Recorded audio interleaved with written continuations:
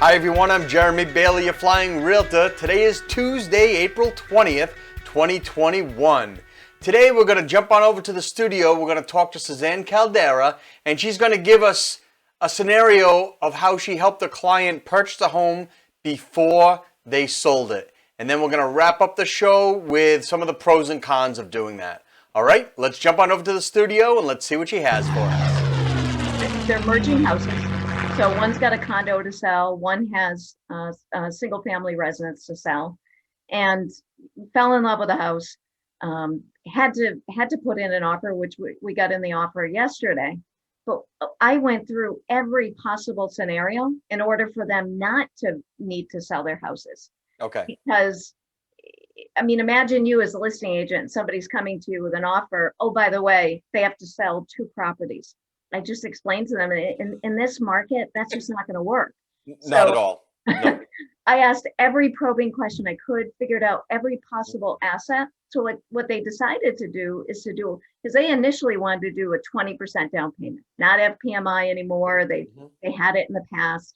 So naturally, that makes sense that they didn't want that, but not liquid. They're not extremely liquid. All their liquidity is in their equity. Sure. In this case, it was, hey, what do you have in savings? What do you have in retirement?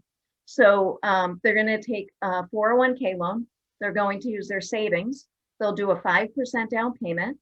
They will pay their closing costs. They'll pay to set up their escrow account. It's a clean offer. It's not subject to the sale of their houses. Once they sell their houses, it looks like on the condo, one of them is going to make around $78,000 if the numbers are correct.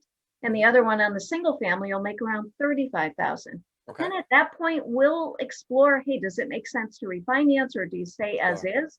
But this way, for the house they absolutely fell in love with, they're able to put in the offer without needing to be subject to selling their properties.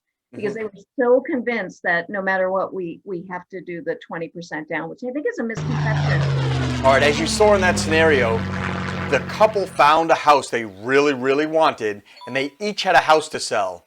It made sense to put the offer in without having to sell those 2 homes. Otherwise, your offer would have essentially just been thrown in the garbage. The seller wouldn't even have given it a second thought. They would have ruled it out right off the bat.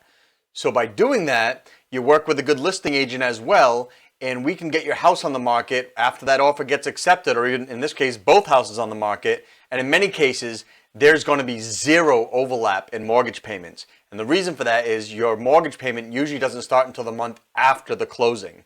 So although there is some calculated risk involved, you go and you purchase your new home, and then as we're selling your old home or the previous 2 homes, we can have everything be completely seamless, and you never even have to make that double mortgage payment, or in this case, triple mortgage payment. All right? Any questions, don't hesitate to reach out to me anytime. I'm Jeremy Bailey, your Flying Realtor. Remember to keep your wings level, and I gotta fly.